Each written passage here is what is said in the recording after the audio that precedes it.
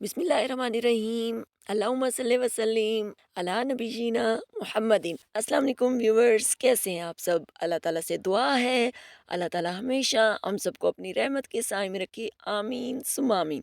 आज आप लोगों के साथ कराची की फेमस फ्रूट चाट बनाने की रेसिपी शेयर कर रही हूँ।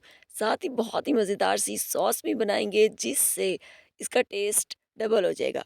आई एम श्योर आपने इससे पहले ये चाट नहीं बनाई होगी।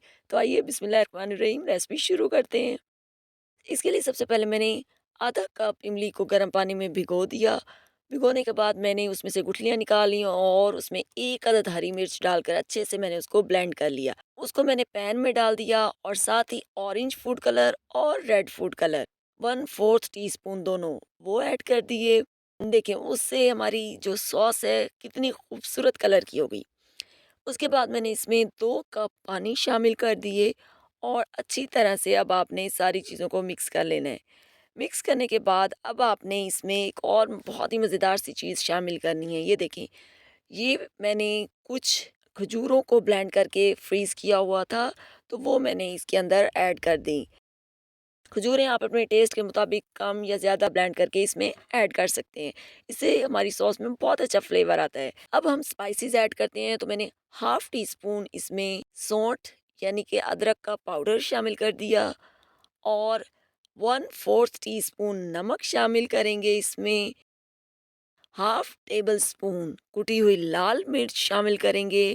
हाफ़ टेबल स्पून यहाँ पर मैं दही बड़े मसाला शामिल कर रही हूँ। आप चाहें तो आप चाट मसाला भी शामिल कर सकते हैं और पिसी हुई लाल मिर्च भी साथ में शामिल कर दी और सारी चीज़ों को अच्छी तरह आपने मिक्स कर लिया। वीडियो को एंड तक देखिएगा, स्किप मत कीजिएगा और वीडियो पसंद आए तो प्लीज़ लाइक और शेयर ज़रूर कीजिएगा। 1/4 कप मैंने इसमें शक्कर ऐड कर दी।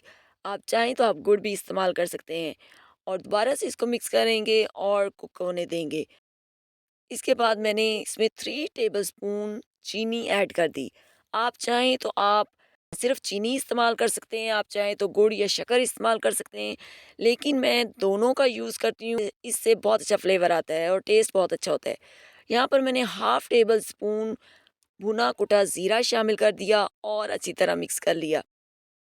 1 टेबलस्पून आपने कॉर्नफ्लोर को थोड़े से पानी में डिज़ोल्व करके वो ऐड करना है। जस्ट 1 टेबलस्पून आपने ऐड करना है और इसको 10 मिनट तक आपने कुक करना है, यहाँ तक कि अच्छी सी इसमें रिचनेस आ जाए। और ये देखिए, अब मैं आपको इसकी कंसिस्टेंसी दिखाती हूँ कि ये देखें, ना तो ये बहुत ज़्यादा रनी है, ना बहुत ज़्यादा थिक है।